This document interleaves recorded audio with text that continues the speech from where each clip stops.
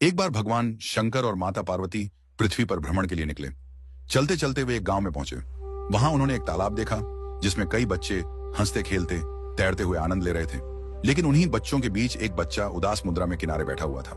माता पार्वती का कोमल हृदय यह दृश्य देखकर द्रवित हो उठा। उन्होंने भगवान शंकर से पूछा, स्वामी, ये बच्चा इतना उदास क्यों है जबकि बाकी सब आनंद में तैर रहे हैं? शंकर भगवान ने मुस्कुराते हुए कहा, पार्वती, ध्यान से देखो, इस बच्चे के दोनों हाथ नहीं है, इसीलिए यह तैर नहीं पा रहा और दुखी है।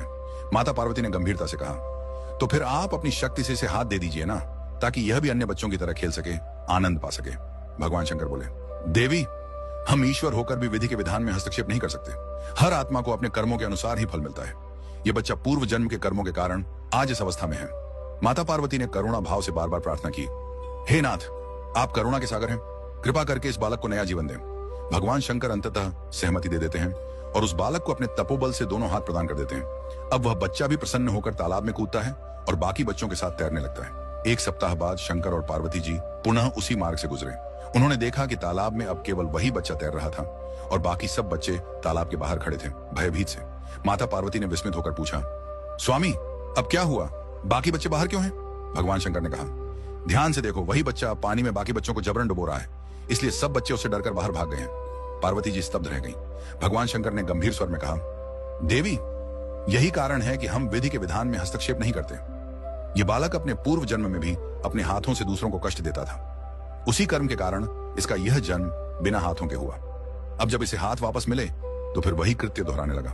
प्रकृति हर कर्म का लेखा जोखा रखती है, न्याय में कोई पक्षपात नहीं होता। हर आत्मा जब इस संसार में जन्म लेती है तो वह निष्पाप होती है, लेकिन जैसे जैसे जीवन में कर्म किए जाते हैं वैसा ही उसका भाग्य बनता है। किसी का जन्म झुग्गी में होता है, किसी का महलों में। कोई अपाहिज होता है तो कोई स्वस्थ, कोई धनवान है तो कोई दरिद्र।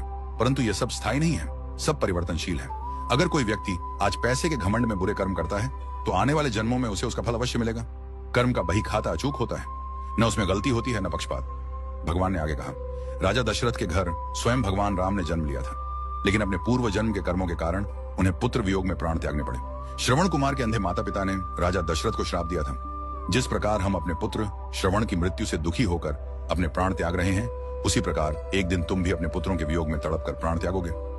यह श्राप ही दशरथ के जीवन का अंत बन गया। इससे यह सिद्ध होता है कि किया गया कर्म, चाहे वह अच्छा हो या बुरा, उसका भुगतान अवश्य होता है, चाहे वह सामान्य मनुष्य हो या स्वयं ईश्वर। इसलिए हे मानव, इस दुर्लभ मनुष्य जीवन में सदैव सत्कर्म करो। ऐसे कार्य मत करो कि तुम्हें या तुम्हारे कारण किसी और को पीड़ा पहुंचे। अपने कर्म ऐसे बनाओ कि इस संसार से जाने के बाद भी लोग तुम्हें सम्मान और प्रेम से याद करें। सिर्फ अमीर बनना ही उद्देश्य नहीं, बल्कि चरित्रवान और करुणावान बनना ही सच्ची सफलता है।